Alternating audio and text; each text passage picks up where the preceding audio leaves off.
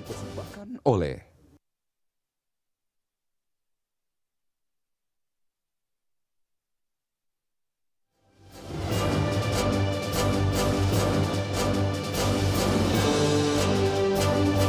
Satuan Reserse Kriminal Polrestabes Semarang menggelar prarekonstruksi kasus tawuran antar gangster yang diduga menjadi penyebab penembakan yang dilakukan oleh polisi terhadap seorang siswa SMK.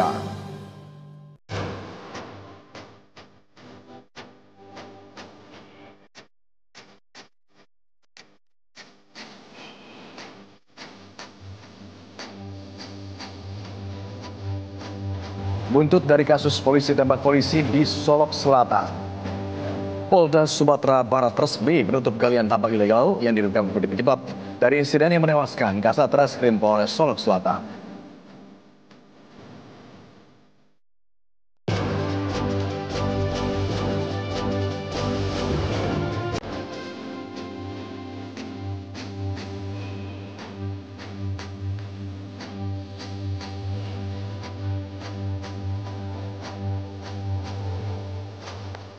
Sehari jelang pencoblosan, petugas harus berjibaku dengan beratnya medan dan kondisi cuaca ekstrem saat mendistribusikan logistik Pilkada 2024.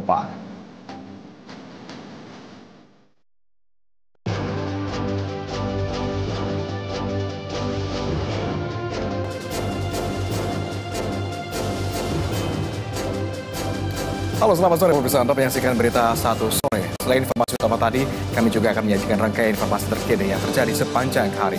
Kami pun akan hadirkan perbincangan yang menjadi top news berita 1 sore hari ini. Saya Agung Hardiansyah, inilah berita 1 sore selengkapnya di BTV, televisi paling menghibur.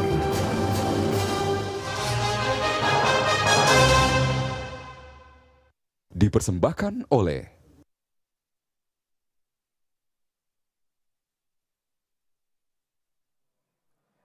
Pemirsa, Satuan Reserse Kriminal Polrestabes Semarang menggelar prarekonstruksi kasus tawuran antar gangster yang diduga menjadi penyebab penembakan yang dilakukan oleh polisi terhadap seorang siswa SMK.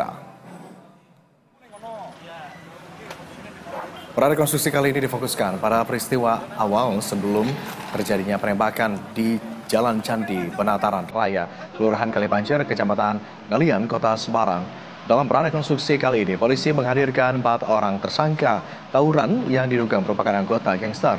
Petugas kepolisian pun mengurai kejadiannya dimulai dari aksi tawuran hingga seorang anggota kepolisian datang dan melakukan penembakan.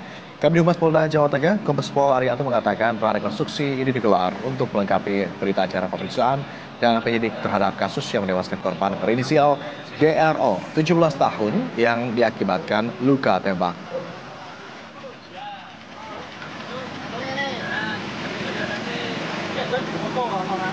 Dari Polrestabes Semarang melaksanakan giat prarekonstruksi, di mana kemarin kita telah menangkap pelaku kreak dan para pelaku kreak itu sudah kita lakukan pemeriksaan dan kita untuk memastikan lokasi dan peristiwa yang terjadi di lapangan seperti apa, kita melaksanakan prarekonstruksi. Nah, ini sebagai tahap awal untuk memperkaya pemahaman para penyidik terhadap kejadian yang terjadi, sehingga apa yang terjadi di lapangan itu betul-betul fakta, tidak ada yang ditutupi dan transparan. Ada berapa adegan dan yang dijalani? Kurang lebih ada 3 lokasi ya, lokasi awal di mana mereka berkumpul dan maksudnya berkumpul mereka ada adu fisik, kemudian mereka ke lokasi lain untuk saling kejar-mengejar dan itu. Dan pemirsa, untuk memperbarui informasi terkini terkait hal ini, kita sudah terhubung dengan kontributor BTV Widi Wijaksono dari Semarang, Jawa Tengah. Widi, prarekonstruksi kasus penembakan pelajar SMK ini sudah dilakukan. Widi, prarekonstruksi kasus penembakan pelajar SMK ini sudah dilakukan. Bagaimana hasilnya? Selamat sore Agung. Polrestabes Semarang tadi siang sudah menggelar prarekonstruksi kasus penembakan siswa SMK Negeri 4 Semarang. Pada prarekonstruksi yang dilakukan Polrestabes Semarang pada siang tadi berada di 3 titik lokasi yakni di sekitar perumahan Paramount, kemudian jembatan Tol Manyaran, dan di titik terakhir di seputaran kawasan Kalipancur yang memang letaknya atau posisinya di posisi terakhir terjadi penembakan oleh pihak kepolisian yang korbannya adalah siswa SMK 4 Semarang. Oke, Widi, apakah ada bukti-bukti atau mungkin juga fakta terbaru dari hasil prarekonstruksi ini? Dalam prarekonstruksi yang dilakukan oleh Polrestabes Semarang, didatangkan 4 tersangka, yakni gangster dari geng Seroja dan juga geng Tanggul yang merupakan teman korban saat terjadi penembakan. Dan saat proses prarekonstruksi berlangsung ada barang bukti juga, yakni senjata tajam yang dibawa oleh para pelaku, yakni 4 pelaku yang memang berboncengan dengan para korban. Agung. Oke, Widi, masih jadi perbincangan terkait bagaimana kemudian penembakan itu bisa mengarah ke tubuh korban begitu ya. Usai dilakukan prarekonstruksi ini, apa kemudian langkah penyidikan selanjutnya yang dilakukan oleh pihak kepolisian? Dari statement Kapolrestabes Semarang, ini korban dan pihak kepolisian awalnya memang melihat korban sedang melakukan tawuran begitu dengan 2 gangster, yakni gangster Seroja dan juga Tanggul, kemudian ingin membubarkan, namun para pelaku ini, tersangka ini justru melawan hingga polisi melakukan penembakan dan mengenai salah satu korban, yakni siswa SMK Negeri 4 Semarang. Terkait dengan kasus ini, polisi yang melakukan penembakan saat ini masih dilakukan pendalaman dan juga penyidikan oleh pengamanan internal Polri. Agung. Oke, kita nantikan kalau begitu bagaimana kira-kira mekanisme proses hukum selanjutnya begitu ya setelah penyidikan terus dan juga didalami begitu ya seperti yang Anda tadi sampaikan. Widi, terima kasih atas laporan Anda. Selamat kembali bertugas. Sebelumnya, pemirsa, seorang siswa SMK di kota Semarang, Jawa Tengah meninggal dunia dengan luka tembak usai terlibat aksi tawuran. Luka tembak tersebut berasal dari senjata anggota polisi yang berupaya membubarkan aksi tawuran 2 kelompok.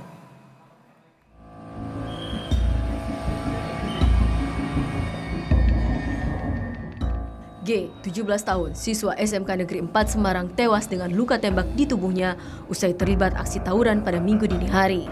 Korban terkena tembakan dari senjata anggota polisi yang tengah berupaya membubarkan aksi tawuran 2 kelompok. Penembakan ini pun dibenarkan oleh Kapolrestabes Semarang. Menurut Kapolrestabes, saat itu anggotanya tengah melintas di daerah Gayamsari seusai pulang dinas. Anggota itu kemudian bertemu dengan 2 kelompok yang saling serang alias tawuran. Ia pun berupaya untuk melerai dengan cara melepaskan tembakan peringatan. Namun, rupanya hal itu kian memicu amarah kedua kelompok yang kemudian menyerang anggota tersebut. Yang saat kedua kelompok gangster ini melakukan tawuran, kemudian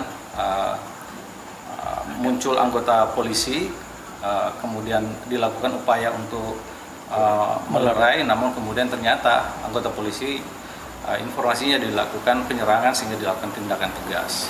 Habis kerja melakukan penyidikan di kantor, dalam perjalanan pulang ke rumah melintas di jalan depan perumahan Paramount itu kemudian melihat yang tertembak itu korban ya, yang terkena pinggulnya.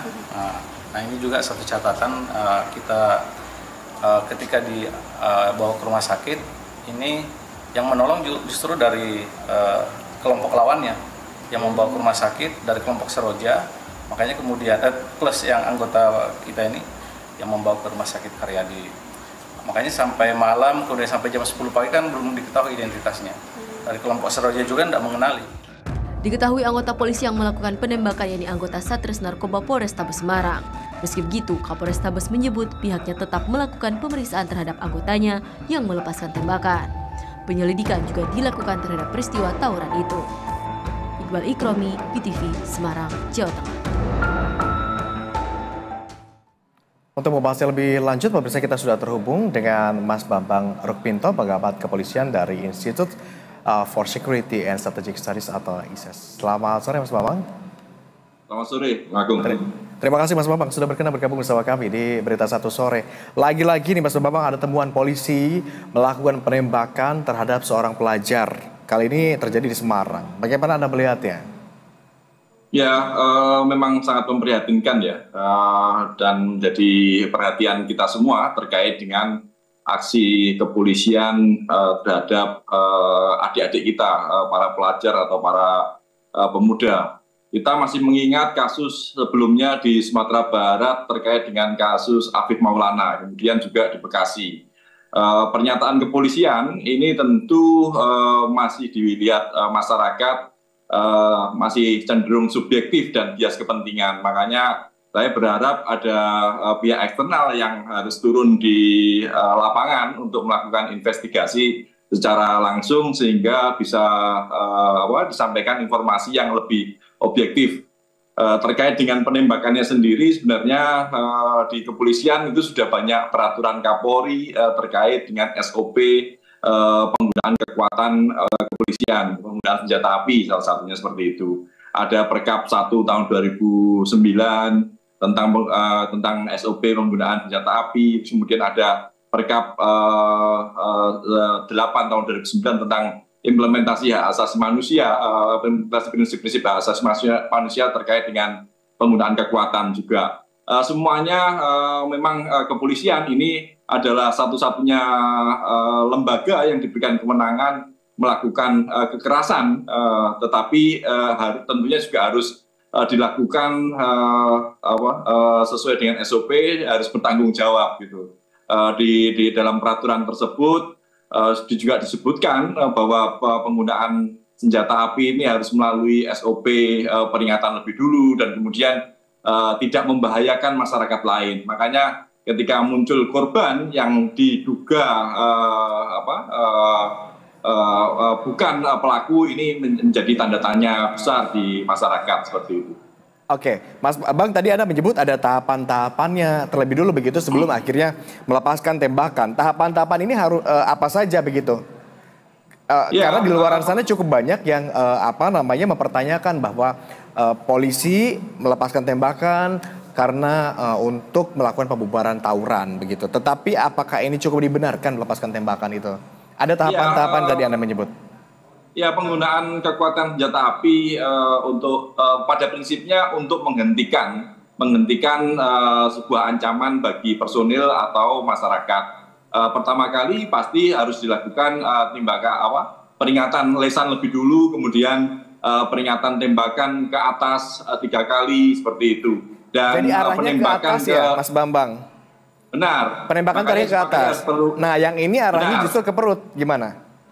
Nah, makanya ini perlu penyelidikan tembakan perut ini apakah yang kesekian setelah penembakan peringatan atau langsung seperti itu. Dan yang lebih penting lagi, tembakan ini bukan untuk mematikan, tetapi untuk menghentikan pelaku yang mengancam keselamatan personil atau masyarakat yang lain. Makanya kalau tembakan ini mengarah kepada perut, ini sepertinya kok juga sangat janggal. Seharusnya tembakan lebih dulu ke bawah seperti itu sehingga tidak mengenai organ-organ yang vital seperti itu.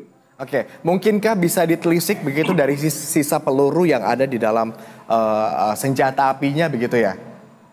Kalau sisa pelurunya, seharusnya bisa. Makanya kalau masyarakat sekarang kan a priori ya terhadap apa yang disampaikan oleh kepolisian. Makanya sebaiknya ada pihak eksternal yang melakukan investigasi karena apa yang disampaikan kepolisian tentu akan dirasa bias kepentingan gitu. Makanya kalau ada pihak yang melakukan eksternal yang melakukan investigasi, tentunya nanti bisa dilihat terkait dengan selongsong peluru, terkait dengan arang dari senjata api seperti itu. Apakah benar peluru yang ditembakkan itu lebih dari 3 kali? Seharusnya seperti itu. Karena Mas tembakan Bambang, peringatan itu harus 3 kali seperti itu. Anda menyebut tadi Mas Bambang harus ada pihak eksternal begitu yang bisa terlibat dalam investigasi ini. Dalam hal ini siapa pihak eksternal tersebut yang Harapan sih berkewenangan? ke Komnas HAM ya, kalau Kompolnas sudah semestinya datang langsung gitu. Karena semangat kita ini kan untuk membangun kepolisian yang lebih berwibawa dan dipercaya gitu loh. Makanya harus dijaga objektivitasnya agar tidak bias seperti itu. Oke.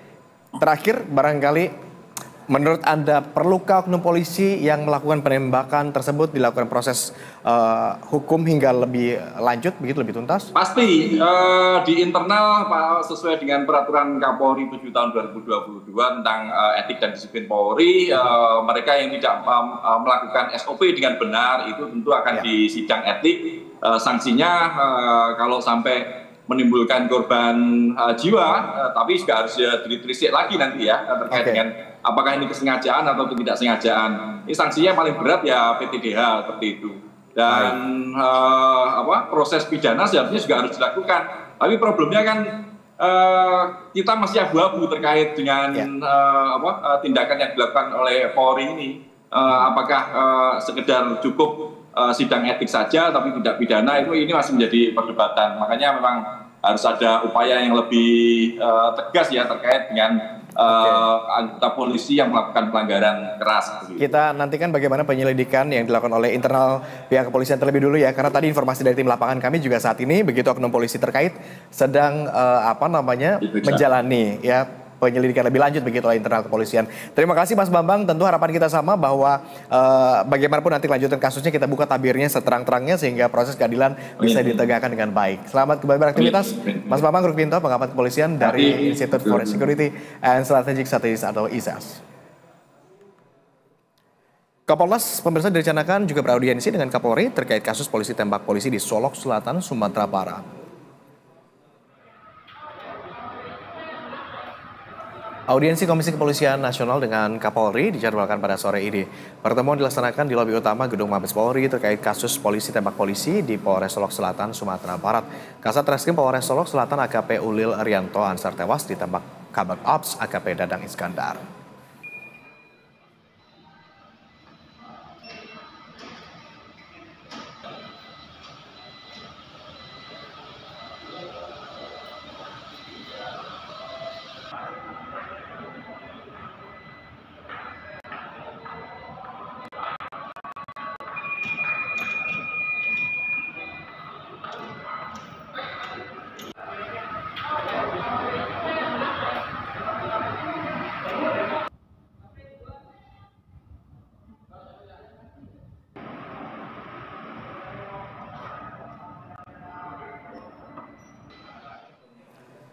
Dan untuk memperbaharui informasi terkini, pemirsa, kita sudah terhubung dengan juru SPTV, ada Juan Ardia, serta juru kamera Eko Miadi dari Mabes Polri Jakarta. Selamat sore, Juan.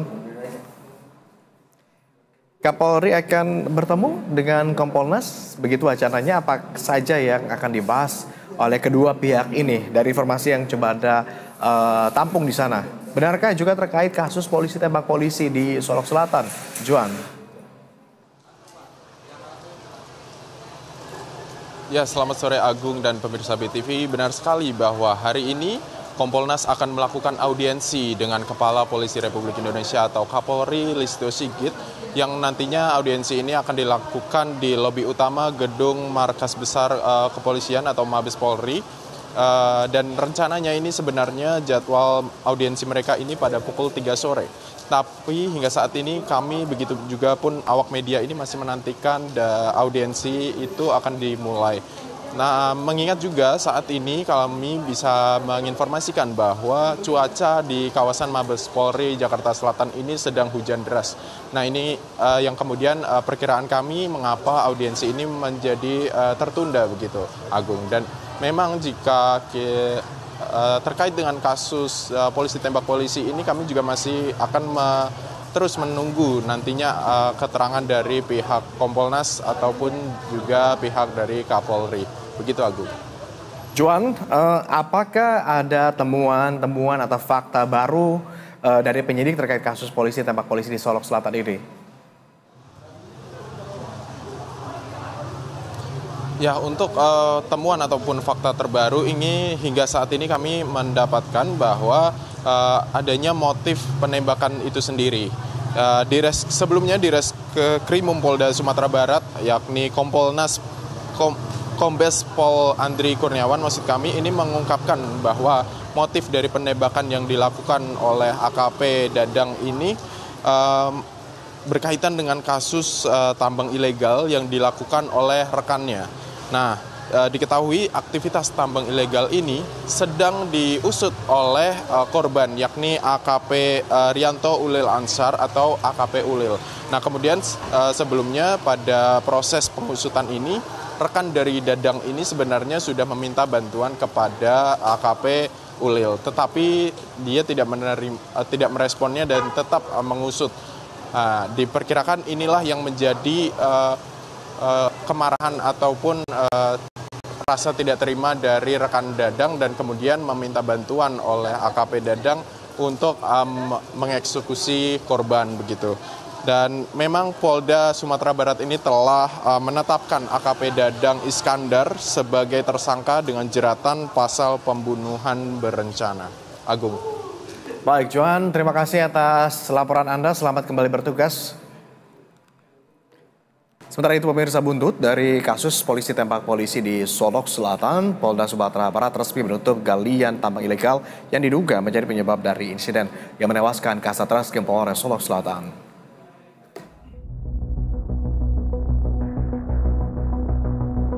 Meski hingga kini polisi belum mengungkap siapa pemilik tambang ilegal atau galian C yang diduga menjadi penyebab kasus polisi tembak polisi di Solok Selatan, namun Polda Sumatera Barat telah resmi melakukan penutupan terhadap tambang ilegal tersebut.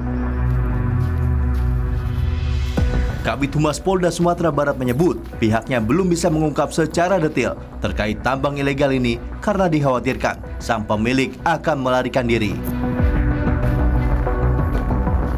Jadi setelah terjadinya peristiwa penembakan di Solok Selatan, dari Polda dan Polres langsung menyikapi terkait dengan galian C yang diduga ada rentetannya dengan peristiwa tersebut.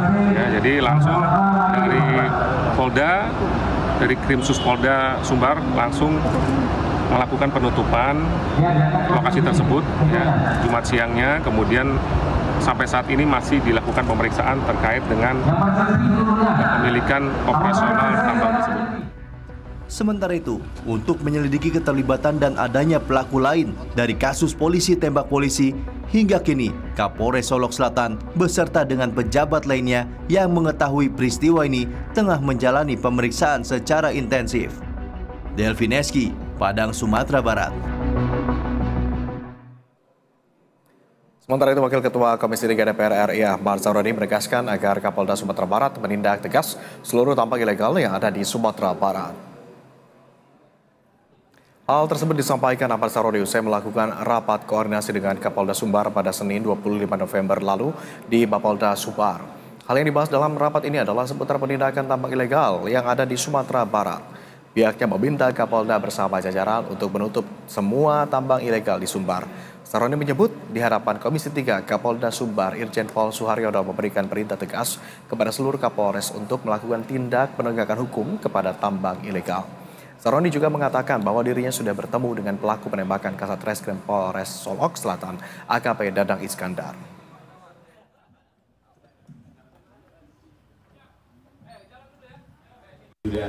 Sudah melihat langsung pelaku, yang mana pelaku menyampaikan beberapa hal yang nggak mungkin saya sampaikan di sini. Tapi tadi Pak Kapolda juga di dalam rapat memberikan perintah tegas kepada seluruh Kapolres untuk melakukan tindak penegakan hukum kepada illegal mining. Kami ini semua datang ke sini adalah pengen masalah ini disikapi dengan lugas, dan saya minta sama Pak Kapolda tadi beserta jajaran untuk menutup semua illegal mining yang ada di sini. Polisi menyita uang senilai 167 miliar rupiah dari 24 tersangka kasus judi online yang melibatkan pegawai Kementerian Komunikasi dan Digital. Polisi masih memburu 4 orang yang masuk daftar pencarian orang.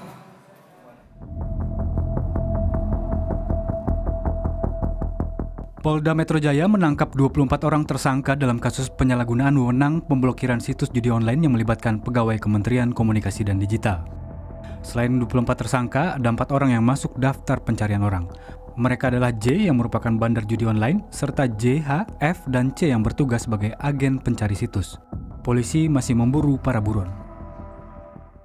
Sehingga secara total kami telah menangkap 24 orang tersangka dan menetapkan 4 orang sebagai DPO. Dalam kasus ini, polisi menyita uang senilai 167 miliar rupiah meliputi uang tunai 76,979 miliar rupiah yang terdiri dari pecahan rupiah, dolar Amerika, dolar Singapura, bat Thailand hingga rial Qatar. Selain itu ada pula saldo rekening e-commerce yang diblokir senilai 29 miliar rupiah. Polisi juga menyita 26 unit mobil dan 3 unit motor senilai 22 miliar rupiah. Kendaraan mewah dari berbagai merek ternama itu dipamerkan oleh polisi. Selain kendaraan, polisi menyita 11 unit tanah dan bangunan, barang elektronik berupa 70 ponsel, tablet, laptop, dan 10 PC, serta 3 pucuk senjata api dan 250 butir peluru. Selain itu, polisi juga menyita 63 perhiasan senilai 2,1 miliar rupiah, 13 unit jam tangan senilai 3 miliar rupiah, 390,5 gram emas senilai 5,8 miliar rupiah, dan 22 lukisan senilai 192 juta rupiah. Tim Liputan, BTV. Polda Metro Jaya membeberkan peran 24 orang tersangka kasus judi online yang melibatkan pegawai Kementerian Komunikasi dan Digital. Polisi menyita barang bukti senilai ratusan miliar rupiah. Dari 24 tersangka kasus judi online yang melibatkan pegawai Komdigi, sejumlah barang bukti yang disita penyidik Polda Metro Jaya meliputi 26 unit mobil dan 3 unit motor dengan nilai mencapai 22 miliar rupiah.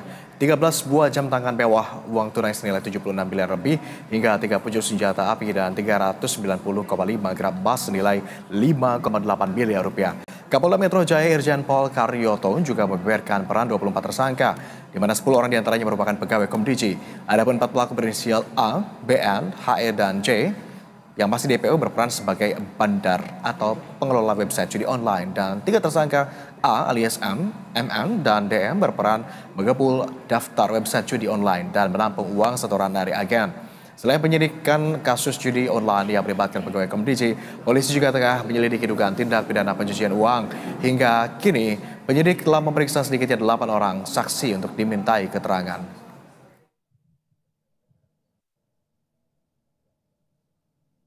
Tiga orang berperan mengepul list website judi online dan menampung uang setoran dari agen.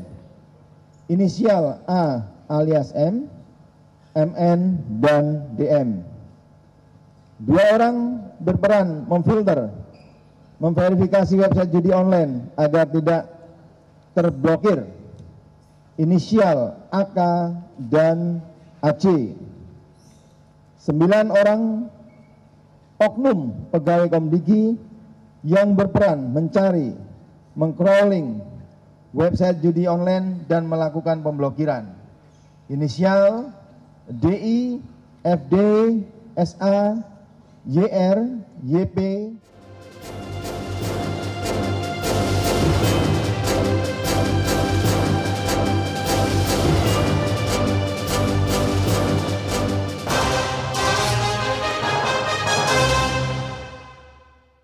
Dipersembahkan oleh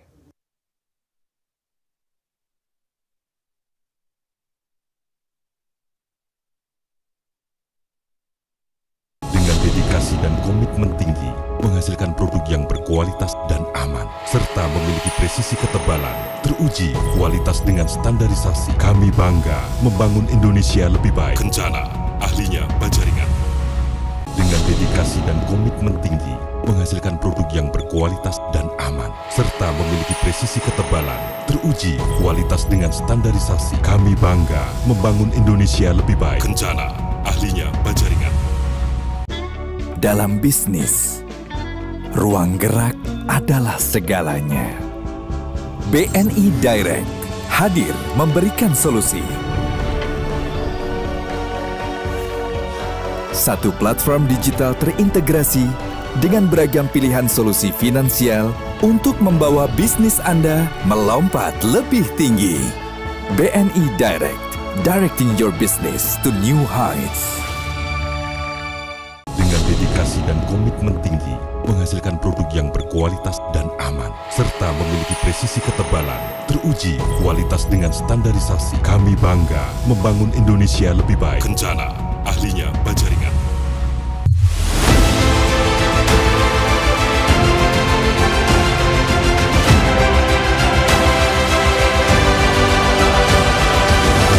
Hanya di BTV, televisi paling menghibur.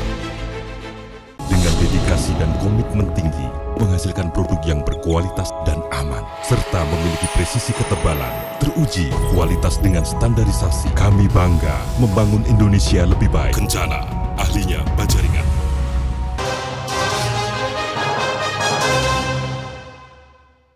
Dipersembahkan oleh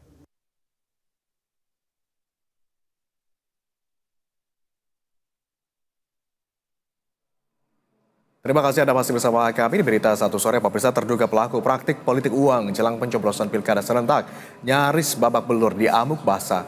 Warga bahkan terlibat saling dorong dengan aparat kepolisian saat terduga pelaku akan ditangkap.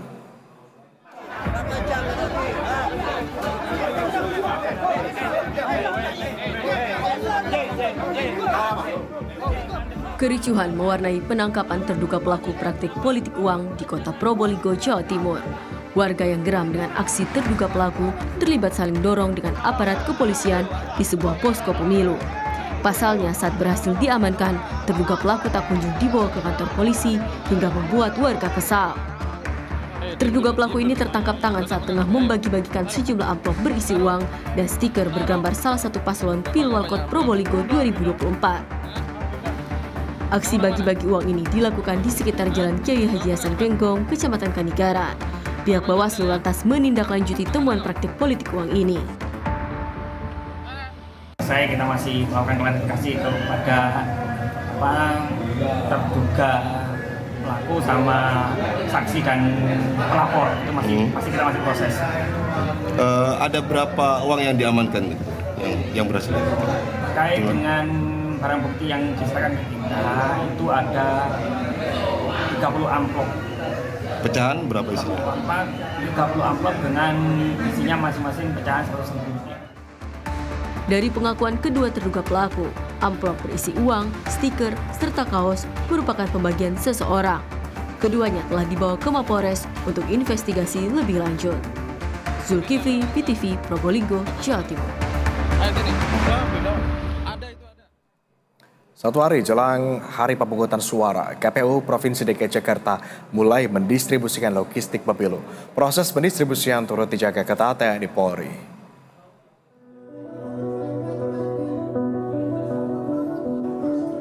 Jelang pesta demokrasi yang akan digelar esok hari, KPU Provinsi DKI Jakarta mulai mendistribusikan logistik pilkada ke tingkat kelurahan, mulai dari kertas suara, kotak, dan bilik suara, hingga kelengkapan logistik lainnya.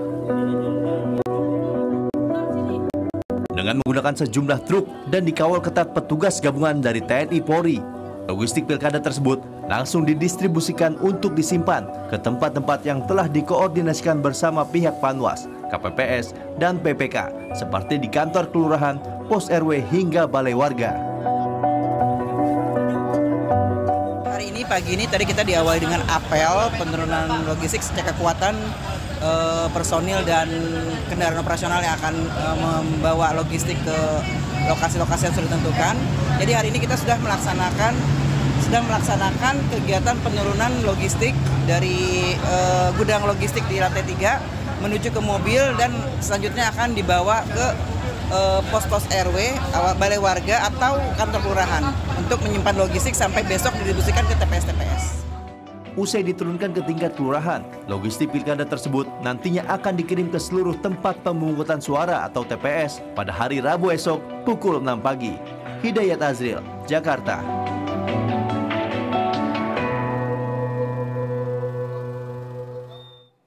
Sementara di wilayah terpencil, petugas harus berjibaku dengan beratnya medan dan kondisi cuaca ekstrim saat mendistribusikan logistik Pilkada 2024.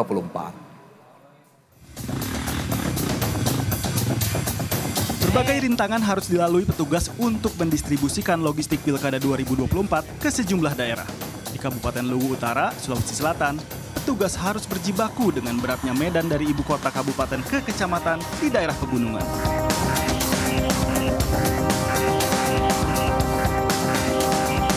Akses jalan penuh lumpur di tengah hutan belantara menjadi hadangan petugas gabungan dari KPPS, Bawaslu yang dibantu personel TNI Polri ini. Selain itu, kondisi cuaca ekstrim di tengah musim hujan juga menjadi kendala. Memang di sana jalurnya cukup ekstrim dan membutuhkan tenaga dan ekstra serta waktu yang lumayan 1-2 hari. Kendaraannya pun ada kendaraan modifikasi amfibi yang punya masa kelas itu, ada juga ojek yang memang penyedia jasa transportasi itu. Tapi kami Babinsa dan dari Babinsa Dimas juga membantu dalam upaya penyedia tersebut dengan model transportasi yang kita punya, yaitu kendaraan dinas Babinsa.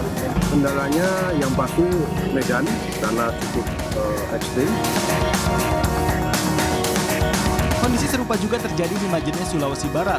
Salah satu wilayah terberat untuk menyalurkan logistik adalah ke daerah terpencil di Kecamatan Ulu Manda. Petugas harus menggunakan kendaraan khusus untuk menembus akses jalan yang rusak berat di Desa Ulu Manda, Panggalo, dan Desa Popenga. Seluruh logistik juga dibungkus sedemikian rupa agar terlindung dari hujan. Untuk daerah pegunungan, karena itu wilayah sulit terjangkau, kita dahulukan lebih awal, kita distribusikan ke 4 desa teratas, terutama di wilayah Kecamatan Ulu Manda, jumlahnya sekitar 19 TPS. Memang akses sangat sulit, apalagi cuaca saat ini sudah cenderung hujan. Jadi sebanyak puluhan kotak suara itu dalam pengawalan pihak kepolisian dan pihak TNI, termasuk teman-teman penyelenggara bersama-sama melewati jalur-jalur yang tentu sangat berat. KPU Majene menargetkan seluruh logistik akan tiba di TPS sehari sebelum pencoblosan. Tim Liputan, BTV.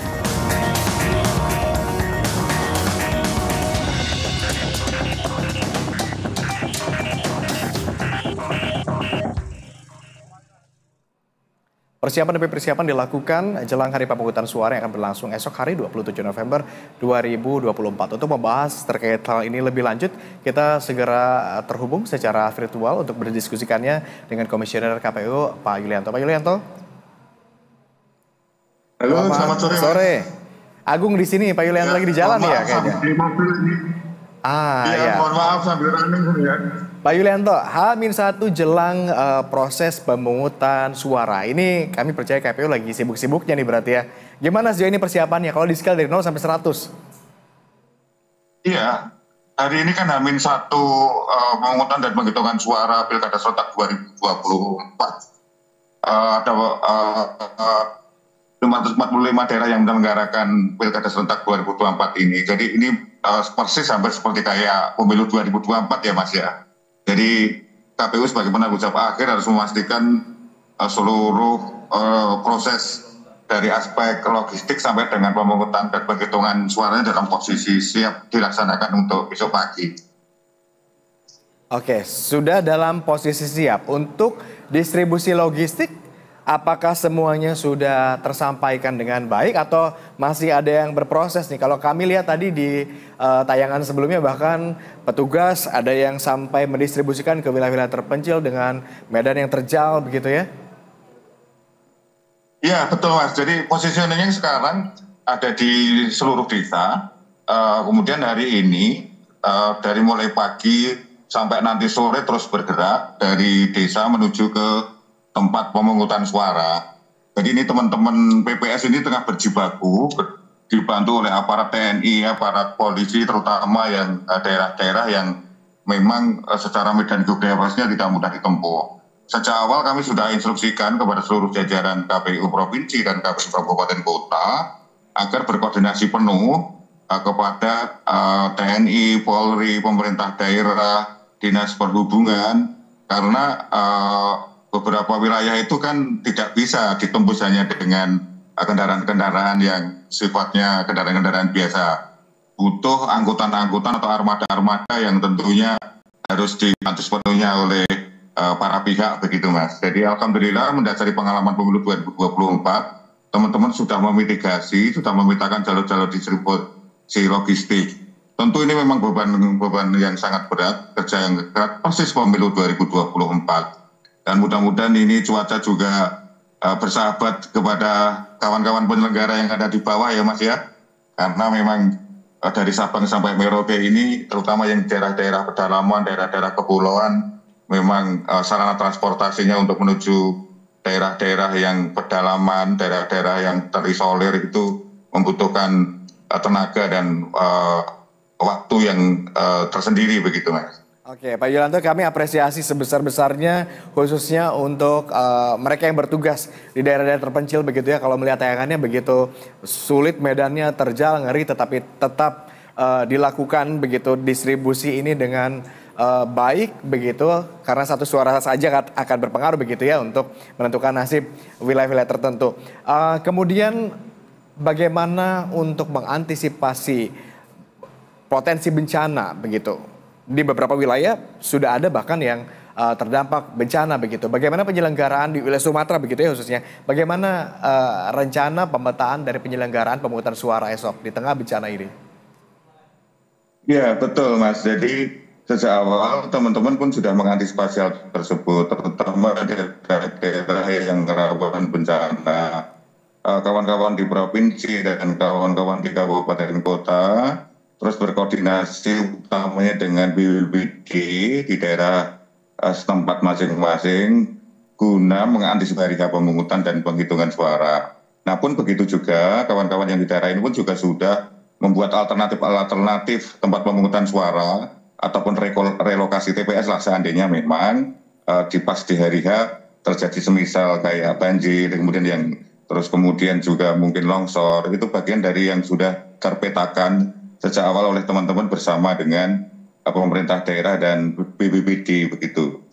Terus kemudian juga yang sudah terjadi bencana yaitu erupsi Gunung Lewatobi yang ada di NTT, itu pun juga sudah termitigasi dengan baik.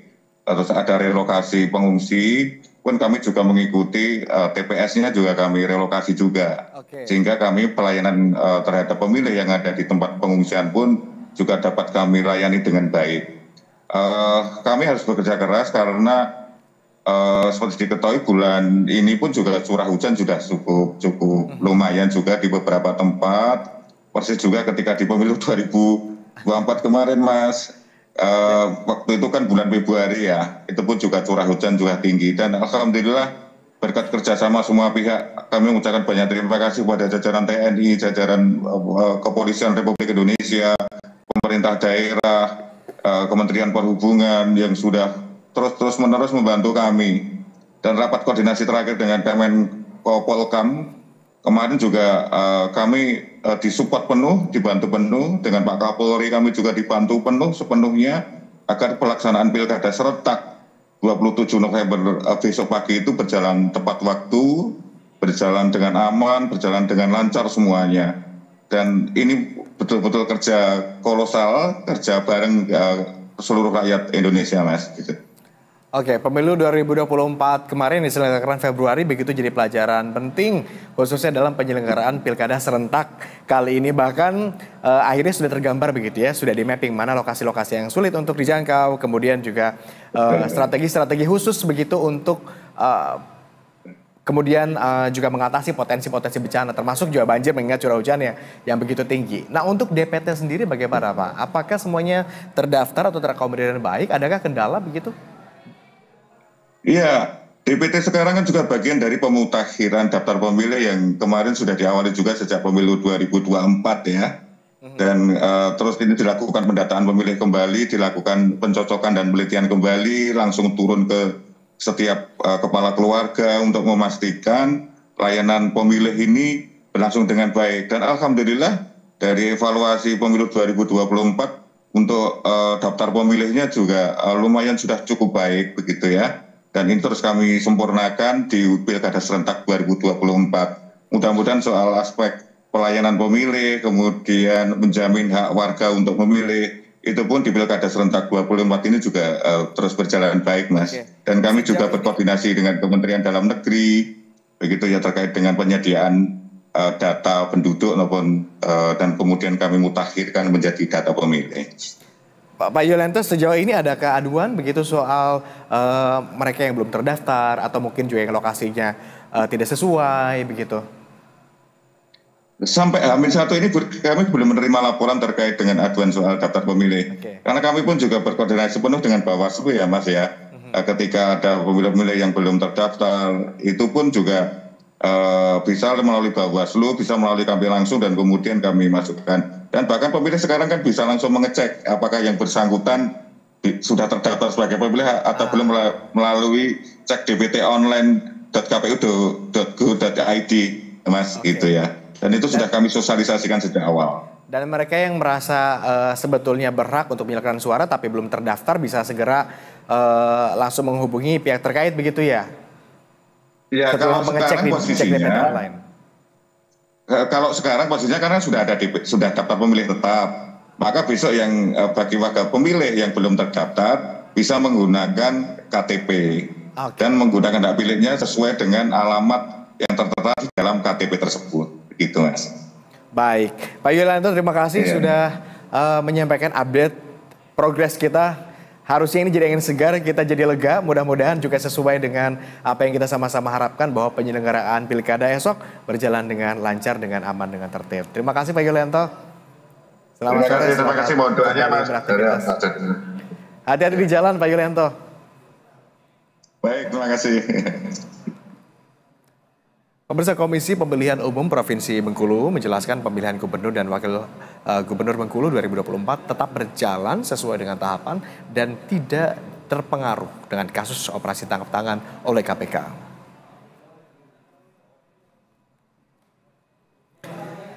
Ketua KPU Provinsi Bengkulu Rusman Sudarsono menjelaskan persoalan yang terjadi di Provinsi Bengkulu dengan adanya salah satu calon gubernur yang berproses secara hukum di KPK tak menghalangi jalannya proses Pilgub Bengkulu. Rusman juga mengatakan bahwa tahapan distribusi logistik Pilkada telah berjalan, termasuk pengiriman logistik ke pulau terluar pada tanggal 19 November 2024. Kemudian ke TPS sulit pada tanggal 25 November, sementara di tanggal 26 November dilanjutkan dengan distribusi ke seluruh TPS lainnya di Bengkulu.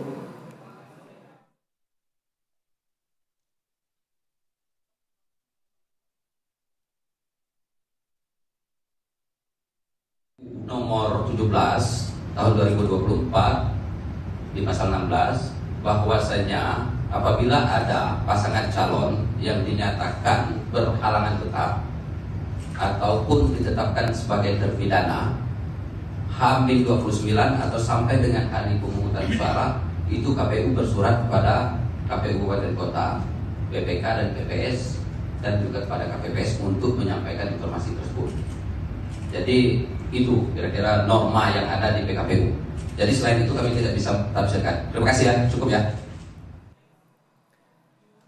Sementara itu Ketua KPU RI Muhammad Afifuddin menegaskan bahwa calon petahana Gubernur Bengkulu Rohidin Mersya yang ditangkap KPK dalam kasus dugaan gratifikasi tetap dapat mengikuti Pilkada 2024 selama proses hukum berjalan.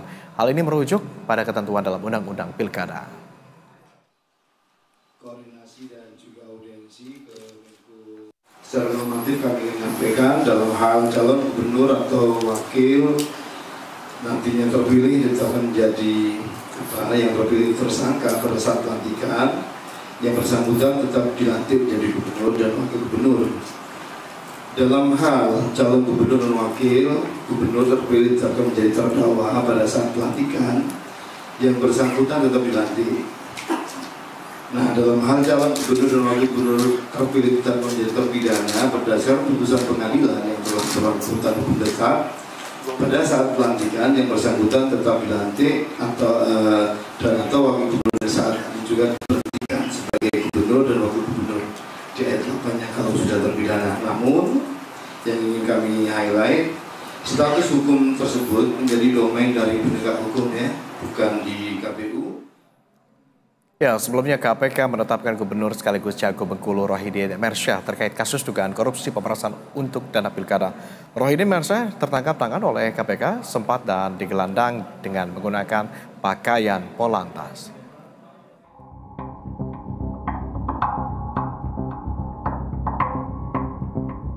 Komisi Pemberantasan Korupsi menetapkan Gubernur Bengkulu Rohidin Mersyah sebagai tersangka dalam operasi tangkap tangan di lingkungan pemerintah daerah Bengkulu.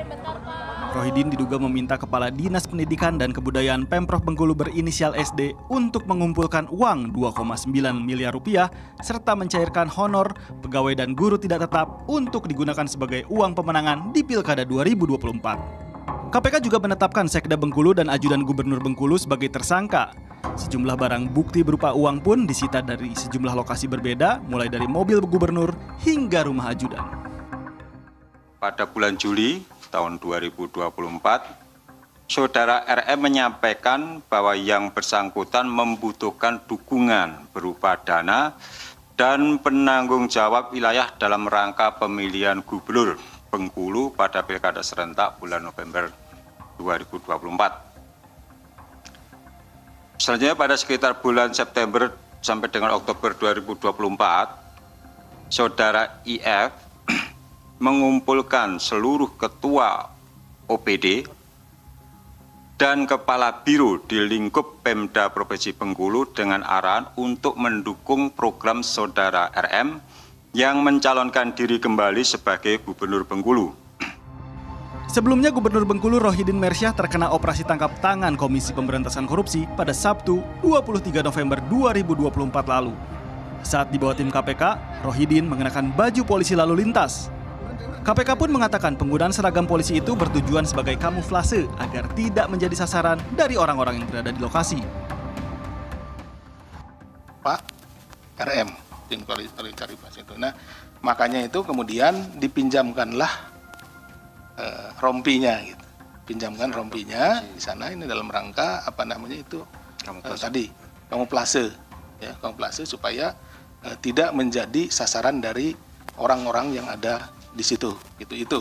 Jadi tidak pada saat pemeriksaan, tapi hanya ketika keluar, kemudian ketika dalam kerumunan gitu. Setelah itu sampai di sini mungkin rekan-rekan kan lihat tidak menggunakan lagi kan, tidak menggunakan lagi. Jadi itu dalam rangka kamuflase saja.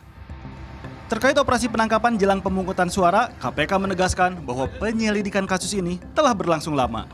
KPK juga memastikan pemungutan suara tetap berjalan. Tim Liputan BTV. Dan untuk membahas hal ini lebih lanjut, pemirsa, kita sudah terhubung dengan Mbak Herunisa Nur Agustianti dari Direktur Eksekutif Perludem. Selamat sore. Selamat sore, Mas. Mbak Nisa, terima kasih sudah berkenan bergabung sama kami di Berita Satu Sore. Kalau coba kita cermati lebih dalam begitu terkait kasus gubernur begitu ya, yang Cagup Bengkulu ini ditetapkan jadi tersangka oleh KPK dan kemudian sudah ditahan begitu ya. Namun pilkada tetap berjalan karena ada aturan begitu yang memayungi hal tersebut. Bagaimana melihatnya? Ya, memang kalau berdasarkan aturan dengan adanya tangkap tangan kemarin yang dilakukan KPK itu tidak serta-merta menggugurkan status calon gubernur ini menjadi calon ya. Jadi ya statusnya memang dia sekarang masih calon gitu. Jadi tidak menggugurkan atau misalnya tidak ada diskualifikasi.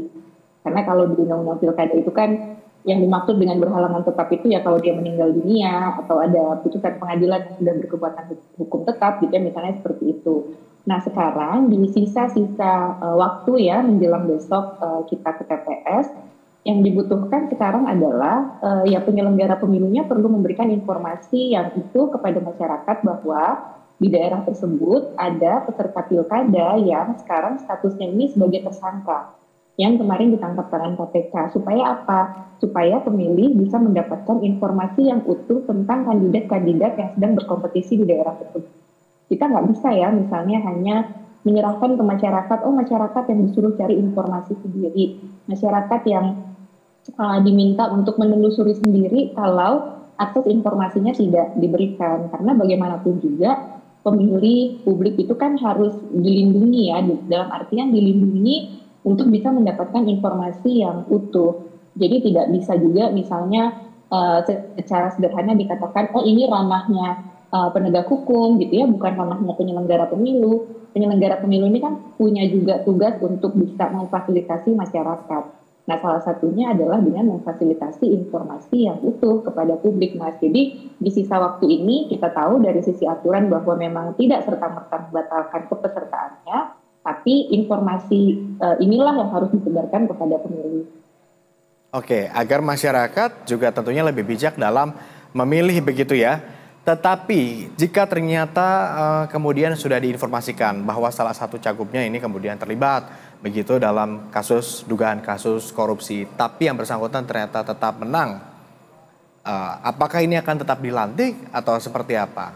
Atau kemudian proses hukumnya perlu ditunda setelah nanti tidak menjabat atau bagaimana? Iya, tidak perlu ditunda, Mas. Kalau memang kemudian yang bersangkutan ternyata masih mendapatkan suara terbanyak gitu ya dari masyarakat, ada mekanisme-mekanisme yang diatur dalam undang-undang. Bisa saja tetap dilantik atau bisa saja wakilnya yang dilantik gitu ya. Jadi melantiknya tidak bersamaan. Jadi wakilnya yang dilantik lebih dahulu dan tidak otomatis kemudian wakilnya yang naik jadi gubernur terpilih. Tidak demikian, tapi dilantik dulu. Nanti kalau memang sudah ada putusan pengadilan yang berkekuatan hukum tetap, nah biasanya sampai ada putusan pengadilan itu pemerintah menunjuk semacam PLT gitu ya, atau penjabat sementara sampai ada status yang berkekuatan hukum tetap, Mas.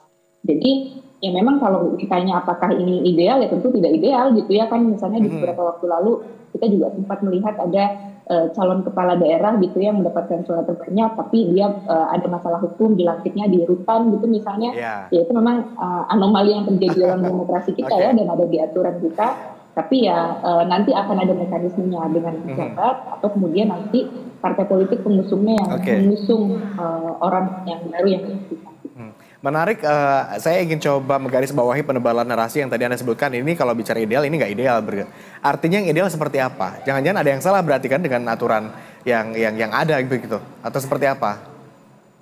Iya.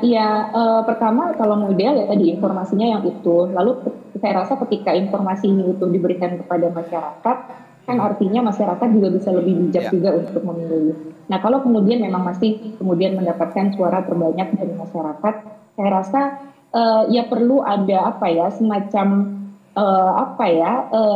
mungkin bukan sanksi, tapi disinsentif yang diberikan kepada partai politik pengusungnya agar ke depan kalau memang mau mengusung pasangan calon itu betul-betul dilihat rekam jejaknya, betul-betul ditelusuri gitu ya latar belakangnya seperti apa, apakah dia punya semangat terhadap isu pemberantasan korupsi atau seperti apa. Karena kalau tidak kan ini semacam berulang terus nih, yang dicalonkan itu punya pengalaman sebagai terpidana kasus korupsi, walaupun sudah ada putusan MK misalnya jeda 5 tahun, tapi setelah 5 tahun mencalonkan lagi gitu kan. Jadi akhirnya proses pencalonan ini tidak dilakukan secara demokratis, tapi hanya melihat misalnya partai politik hanya melihat oh dia punya elektabilitas yang tinggi atau tidak, dia populer atau tidak gitu ya, dia punya kans kemenangan yang besar atau tidak. Kan kalau hanya itu indikator yang digunakan oleh partai politik untuk mencalonkan seseorang, ya kita nggak maju-maju kan akhirnya.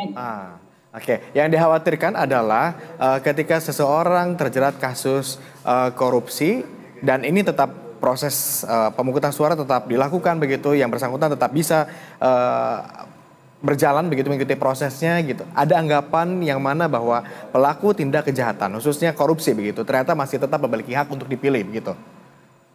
Ataukah dari kacamata Anda jangan-jangan sebaiknya langsung digugurkan saja begitu?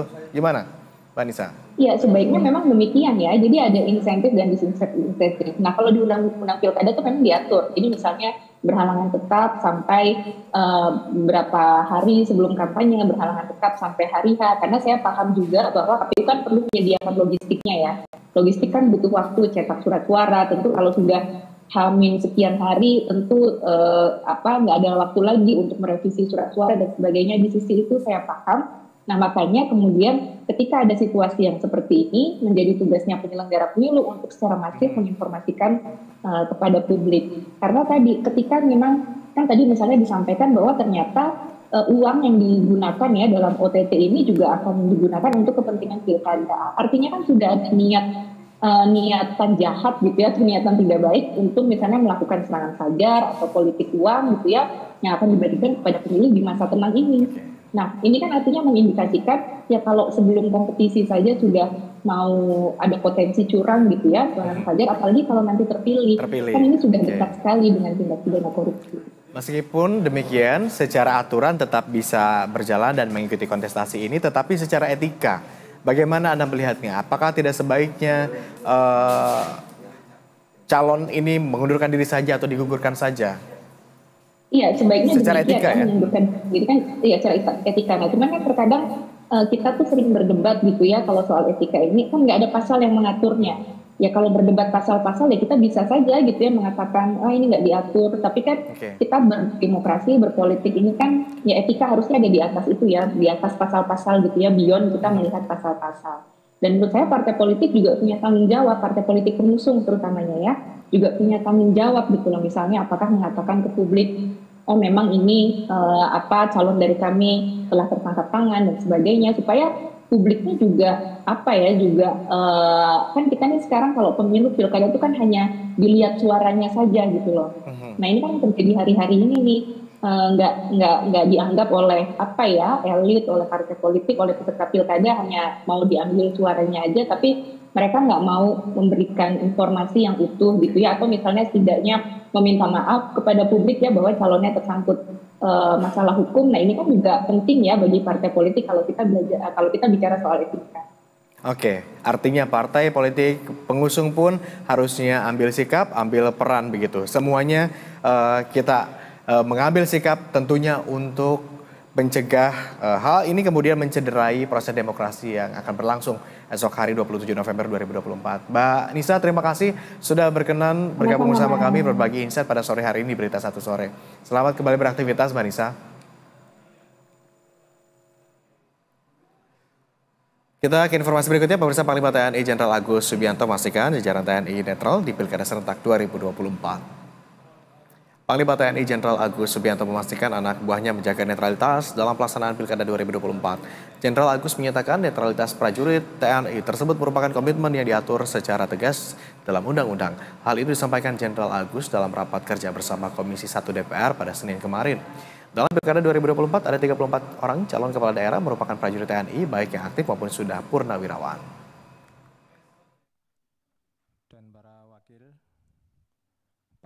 Dan terdapat 34 orang bakal calon kepala daerah yang merupakan prajurit TNI, baik aktif maupun purnawirawan, dengan rincian 16 orang perwira tinggi, 16 orang perwira menengah, dan 2 orang perwira pertama dan 1 orang tamtama TNI.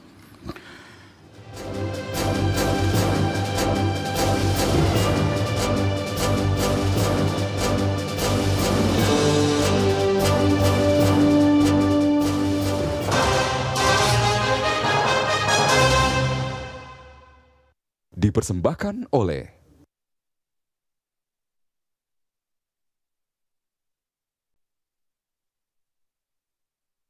dengan dedikasi dan komitmen tinggi, menghasilkan produk yang berkualitas dan aman, serta memiliki presisi ketebalan, teruji kualitas dengan standarisasi. Kami bangga membangun Indonesia lebih baik. Kencana, ahlinya Bajaringan. Dengan dedikasi dan komitmen tinggi, menghasilkan produk yang berkualitas dan aman, serta memiliki presisi ketebalan, teruji kualitas dengan standarisasi. Kami bangga membangun Indonesia lebih baik. Kencana, ahlinya Bajaringan. Desa berkeadilan untuk masyarakat Jaya Negara. Film pendek terbaik karya sineas tanah air, semua dikumpulkan dan hadir dalam layar kaca pemirsa. Pejabat-pejabat kue. Saksikan film pendek Indonesia setiap hari jam 12:30 pagi waktu Indonesia Barat, hanya di BTV, televisi paling menghibur. Dengan dedikasi dan komitmen tinggi, menghasilkan produk yang berkualitas dan aman, serta memiliki presisi ketebalan, teruji kualitas dengan standarisasi. Kami bangga membangun Indonesia lebih baik. Kencana, ahlinya Bajaringan. Program yang selalu memberikan kabar dan berita menarik dari sederet selebritas, baik dari dalam maupun luar negeri yang dikemas secara ringan dan informatif.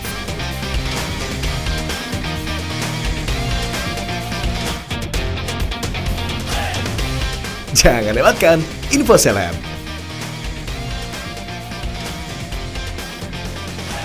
Hanya di BTV, televisi paling menghibur. Dengan dedikasi dan komitmen tinggi, menghasilkan produk yang berkualitas dan aman, serta memiliki presisi ketebalan, teruji kualitas dengan standarisasi. Kami bangga membangun Indonesia lebih baik. Kencana, ahlinya Bajaringan.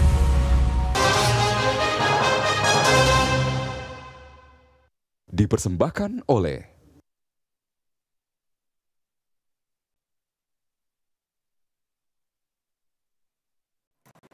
Anda kembali menyaksikan berita satu sore. Pemirsa, diduga akibat remblong, sebuah truk kontainer menabrak sebuah pengendara di perempatan Traffic Light Sleepy, Jakarta Barat. Satu pengendara tewas di tempat dan satu korban lain yang meninggal dunia di rumah sakit.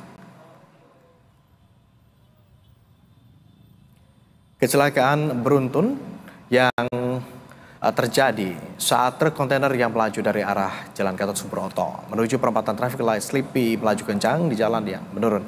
Usai alami remblong, pengemudi hilang kendali dan langsung menabrak sejumlah pengendara. Akibat kecelakaan, satu orang pengendara motor tewas di lokasi usai terlindas dan terseret sejauh 5 meter. Sementara 3 orang pengendara lain luka berat di bagian kaki dan kepala. Usai mendapat perawatan medis karena parahnya luka yang dialami, satu korban meninggal dunia di rumah sakit. Sementara seluruh kendaraan yang terlibat kecelakaan diamankan ke kantor unit Laka Lantas Polres Metro Jakarta Barat.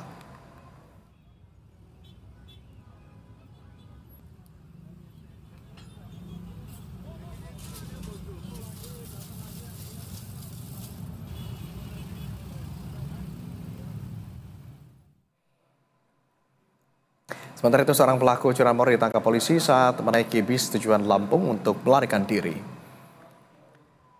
Kedua tersangka curanmor yang diketahuan hendak kabur ini bermula dari laporan warga yang kehilangan kendaraannya di Kecamatan Karangpawitan dan Lewi Goong, Garut, Jawa Barat. Keduanya merupakan warga Garut dan warga Lampung. Kedua tersangka ditangkap di lokasi berbeda. Kapolres Garut AKBP Muhammad Fajar mengatakan tersangka AWS ditangkap di wilayah Garut, sementara A ditangkap di dalam bis di Jalan Tol Jakarta Cikampek saat hendak melarikan diri ke Lampung. Kedua tersangka ini diancam hukuman penjara 7 tahun.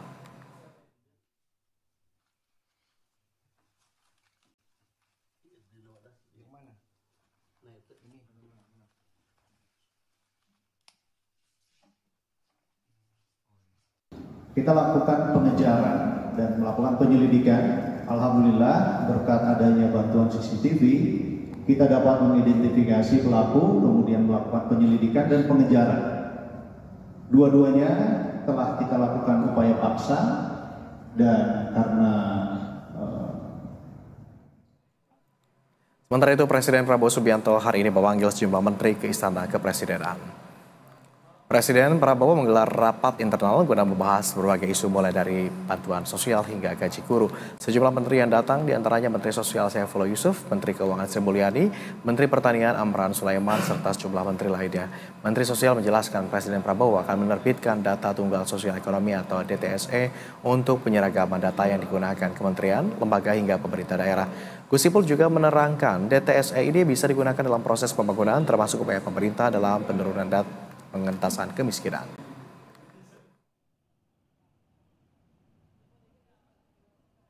Jadi tahun depan kita sudah punya data yang tunggal, data yang valid, data yang akurat, data yang nanti bisa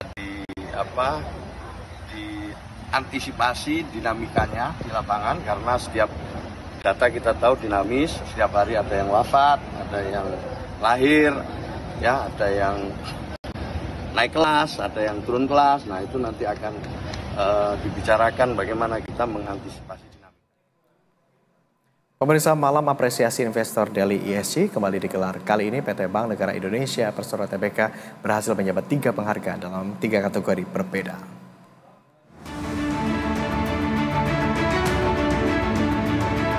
PT Bank Negara Indonesia Persero Tbk berhasil menyabet 3 penghargaan Environmental, Social, and Governance atau ESG di acara Investor Delhi ESG Appreciation Night 2024 Senin malam. Penghargaan itu diterima langsung oleh Poppy Irmasari selaku ESG Management Department Head PT Bank Negara Indonesia Persero Tbk. Pada malam apresiasi itu, BNI meraih 3 penghargaan sekaligus dalam 3 kategori yang berbeda. Di antaranya Appreciated Circular Economy ESG Report, Appreciated Diversity and Inclusivity ESG Report, dan Most Appreciated ESG Report. Acara Investor Daily ESG Appreciation Night diselenggarakan dengan kolaborasi antara BUniverse dan Bumi Global.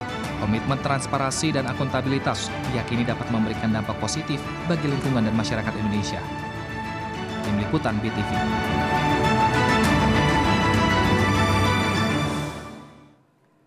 Malam apresiasi Investor Daily Environmental, Social, and Governance digelar kemarin di Westin, Jakarta. Penghargaan diberikan kepada PT Astra International sebagai perusahaan dengan skor tertinggi dalam aspek pelaporan lingkungan.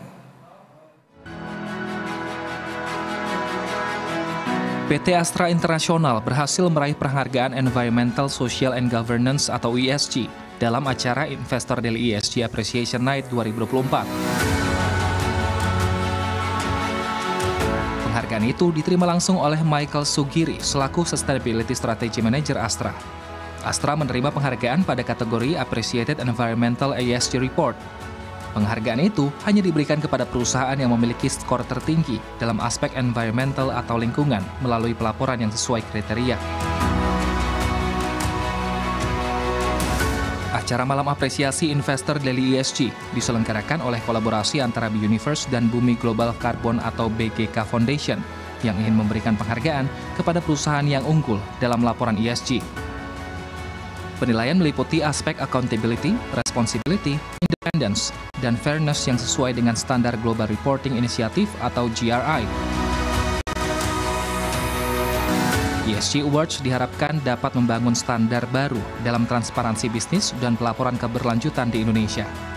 BUniverse dan BGK Foundation ingin mengajak para pelaku bisnis dan pemangku kepentingan untuk bersama-sama mewujudkan masa depan yang lebih berkelanjutan.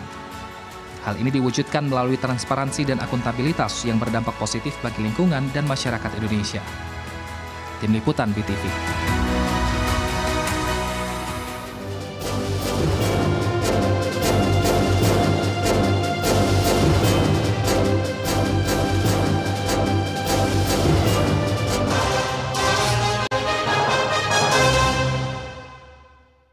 Dipersembahkan oleh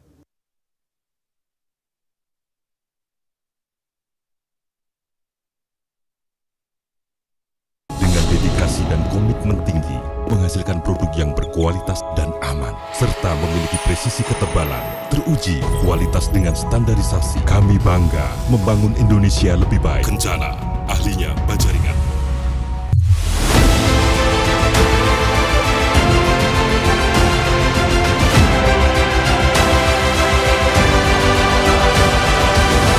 Hanya di BTV, televisi paling menghibur.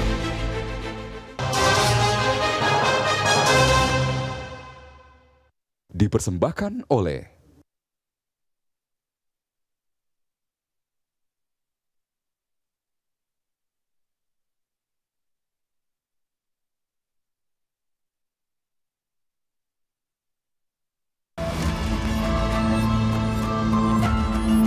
memukul terhadap kepala korban.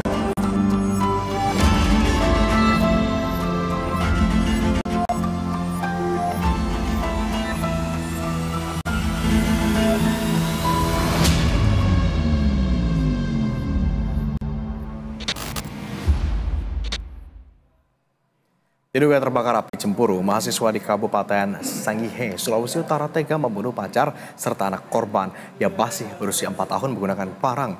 Informasi kriminal lainnya akan kami hadirkan dalam catatan kriminal berita 1 sore yang juga menjadi penutup perjumpaan kita hari ini. Mewakili seluruh kerabat kerja yang bertugas, saya Agung Hardiansyah, pamit undur diri. Terima kasih atas kebersamaan Anda. Jangan lupa untuk ikuti akun media sosial kami baik di Instagram, X maupun juga YouTube. Jaga kesehatan dan tetap semangat di BTV, televisi paling hibur.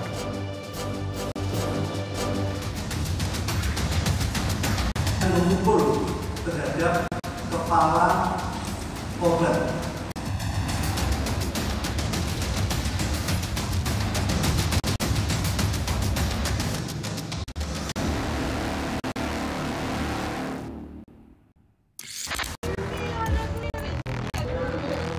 Warga di Kampung Biru, Kecamatan Tabukan Tengah, Kabupaten Kepulauan Sangihe dikejutkan dengan kejadian pembunuhan di mana FM alias Fikran Pria berusia 23 tahun ini ditangkap karena tega membunuh pacarnya yang bernama Siti beserta dengan anak perempuan berusia 4 tahun menggunakan parang. Pembunuhan sadis itu terjadi di rumah korban di Kampung Tariang Baru, Kecamatan Tabukan Tengah, Kepulauan Sangihe, Sulawesi Selatan. Kejadian berawal saat pelaku curiga kekasihnya selingkuh. Pelaku pun datang ke rumah korban sambil membawa parang. Niat pelaku memperjelas persoalan tersebut membuat sejoli itu terlibat cekcok yang hebat. Selain itu, pelaku juga meminta handphone korban untuk diperiksa, namun korban tidak mau. Hal tersebut membuat pelaku semakin emosi. Pelaku yang emosi kemudian mengambil parang yang dibawa dan membacok korban. Pelaku pun selanjutnya membunuh anak korban yang juga menggunakan parang. Polisi mengamankan barang bukti antara lain berupa parang jenis pando yang digunakan untuk membunuh korban, pakaian dan boneka yang terdapat bercak darah. Korban dan DSK memiliki hubungan asmara. Kedua korban langsung meninggal dunia di tempat. Ancaman hukuman mati atau penjara seumur hidup atau selama waktu tertentu dalam waktu 20 tahun.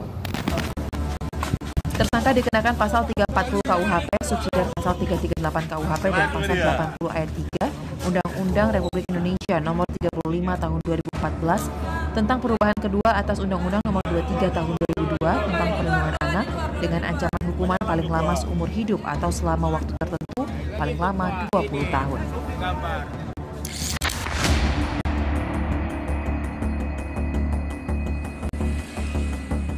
Rumah di Jalan Ngaglik 2, Surabaya, Jawa Timur jadi saksi bisu pembunuhan seorang perempuan yang bernama Lindawati. Ia ditemukan meninggal dunia dengan bersimbah darah. Setelah proses penyelidikan, pelaku pembunuhan ternyata adalah kekasihnya sendiri yang bernama Andre Surya, yang selama ini sudah 2,5 tahun tinggal bersama. Keduanya sempat cekcok sebelum pembunuhan dilakukan. Cekcok dipicu karena korban yang meminta namanya dipindahkan ke tersangka untuk melanjutkan cicilan gadai emas. Tersangka pun emosi dan langsung memukul kepala korban dengan barbel seberat 5 kg hingga korban tewas. Usai kejadian, pelaku sempat mandi dan menelpon anak korban. Ia membuat informasi palsu jika L jatuh terpleset di kamar mandi. Setelah ambulans datang dan menjemput korban, pihak rumah sakit menyatakan ada kejanggalan sehingga melaporkan hal ini kepada pihak keluarga dan polisi. Mengetahui penyebab tewasnya korban, polisi pun langsung gerak cepat untuk menangkap pelaku. Adapun barang bukti yang diamankan diantaranya berupa piringan barbel, pakaian yang digunakan tersangka saat kejadian, dan pakaian darah yang diambil dari korban. Pada saat jalan ke belakang, tersangka mengambil piringan atau plat barbel ini yang seberat 5 kilo, langsung ke belakang, kemudian memukul terhadap kepala korban. Setelah korban jatuh, kemudian dipukul berkali-kali, dan di situ juga korban sempat memberi perlawanan. Dan atas perbuatannya, pelaku terjerat pasal 338 KUHP tentang pembunuhan serta pasal 351 ayat 3 KUHP tentang penganiayaan yang mengakibatkan korban meninggal dunia.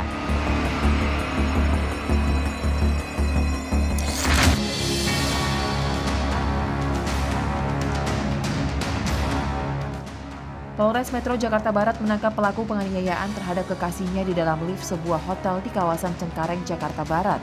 Motif pelaku diduga karena sakit hati dengan korban lantaran tidak pernah diajak selfie dan diposting di media sosialnya.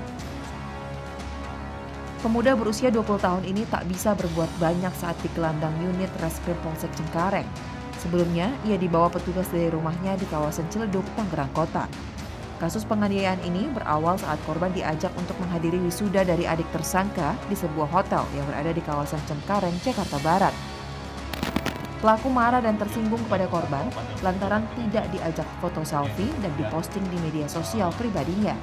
Merasa tidak nyaman, korban akhirnya meminta pulang dan terjadi percekcokan hingga penganiayaan di dalam lift. Dari pengakuan korban, ternyata terungkap bahwa pelaku tak hanya sekali melakukan kekerasan terhadap korban, baik secara fisik ataupun secara verbal. Dari hasil visum, korban diketahui mengalami luka lebam di bagian tubuhnya. kami sampaikan, yang dilakukan pelaku ini bukan yang pertama melakukan kekerasan terhadap korban. Pernah dilakukan sebelumnya di tempat yang lebih privat tentunya, tapi saat ini yang bersangkutan berani melakukan di tempat umum dikarenakan pasca peristiwa sebelumnya korban tidak berani untuk melaporkan. Jadi ini yang perlu kami sampaikan untuk setiap korban yang saat ini tidak bersuara atau berani melaporkan. Apabila Anda menerima kekerasan, jangan sungkan atau ragu untuk melapor kepada kami. Saat ini untuk kekerasan verbal sudah dilakukan cukup lama, dan untuk kekerasan fisik berdasarkan hasil penyelidikan awal kami sebanyak 2 kali. Rekaman CCTV penganiayaan menjadi salah satu barang bukti yang disita oleh petugas selain pakaian korban. Dan atas perbuatannya, pelaku diancam hukuman penjara selama 2 tahun. Polres Bangkalan akhirnya menetapkan mahasiswa berinisial A sebagai tersangka kasus penganiayaan terhadap D yang merupakan kekasihnya sendiri. Berdasarkan hasil penyelidikan termasuk gelar perkara terungkap, penganiayaan dilakukan sebab tersangka A emosi karena sikap kekasihnya berubah belakangan ini. Menurutnya, ia dan korban sudah berpacaran selama 1,5 tahun. Bawa emosi? Emang kita pakai emosi? Hah? Kesel? Cekcok? Karena WA yang biasanya pakai sayang-sayang, nggak dipakai sayang lagi dibalasnya. Nah, gitu kan? Nah, jadi kan merasa, oh ini kok ada yang berubah dengan saya. Akibat perbuatannya, tersangka dijerat pasal 351 KUHP tentang penganiayaan dan diancam hukuman maksimal 2 tahun 6 bulan penjara. Dari bulan Maret kemarin, April sampai September sekarang ini sudah kurang lebih 4 kali terjadi penganiayaan, tapi korban tidak melapor. Nanti pada saat kemarin saya sempat viral, baru korban melapor ke Polres Bangkalan. Dan saat ini, kampus Universitas Trunojoyo Madura juga sudah memberikan sanksi administratif kepada pelaku pasca viralnya aksi pemukulan yang dilakukan. Sementara itu, korban terus didampingi oleh tim psikiater UTM untuk memulihkan trauma yang dialaminya.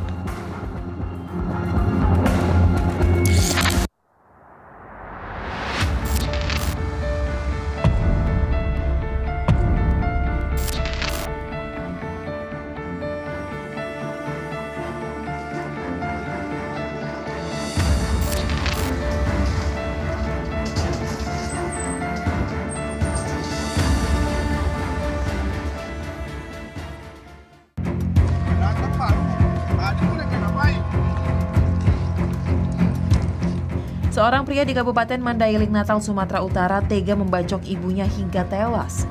Motif pembunuhan diduga karena pelaku kesal tak diberi uang oleh korban.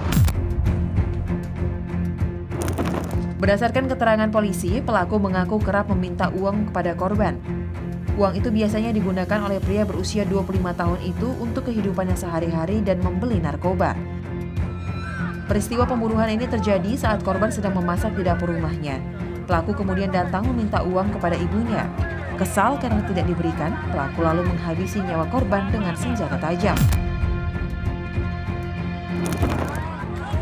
Pelaku pun sempat kabur ke hutan usai membunuh ibunya, namun berhasil ditangkap oleh warga dan menyerahkannya kepada pihak polisi. Pelaku diketahui telah lama menjadi pecandu narkoba hingga harus bercerai dengan istri dan meninggalkan 2 orang anaknya.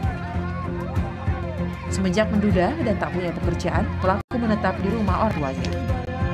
Si anak pernah datang dari depan dan masuk ke dalam. Dilihatnya ibunya lagi beresin masak. Dia ngambil golok, dia bacok ibunya. Lalu dia bacok, lari dia ke sawah. Penyebab dia melakukan itu, Pak, Bapak tahu? Enggak tahu. Enggak ada orang masuk. Oh, berarti cuma berdua ya? Cuma berdua. Saat ini diketahui pelaku masih ditahan di Mapolres Mandailing, Natal untuk penyelidikan dan proses hukum.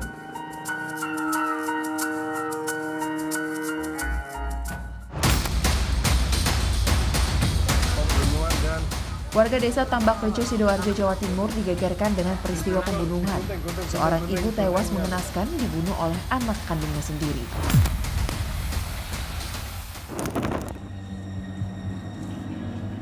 Dari keterangan warga, pelaku yang diketahui bernama Hendrikus sebelum menghabisi nyawa ibunya, warga sempat mendengar teriakan korban meminta tolong. Warga yang mendengar teriakan korban beramai-ramai mendatangi rumah korban, namun pintu terkunci. Warga pun mendobrak pintu rumahnya dan melihat terduga pelaku dalam pengaruh minuman keras sedang mencekik korban. Warga kemudian berusaha untuk melerai, pelaku pun berhasil diamankan oleh warga. Namun sayangnya nyawa korban tidak dapat diselamatkan. Menurut warga, sebelum terjadinya pembunuhan, pelaku dan korban sempat terjadi cekcok. Kita dobrak pintunya dan posisi pelakunya itu posisi nyekik ibunya, tengkurap. Terus anaknya kita tarik bersama, terus kita ikat.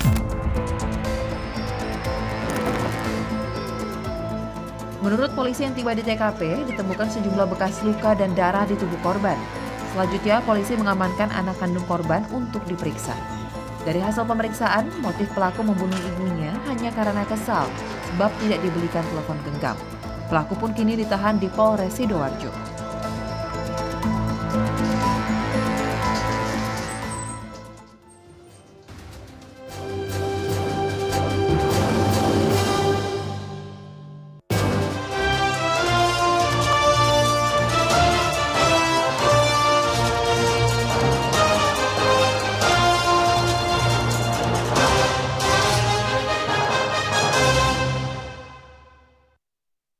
Dipersembahkan oleh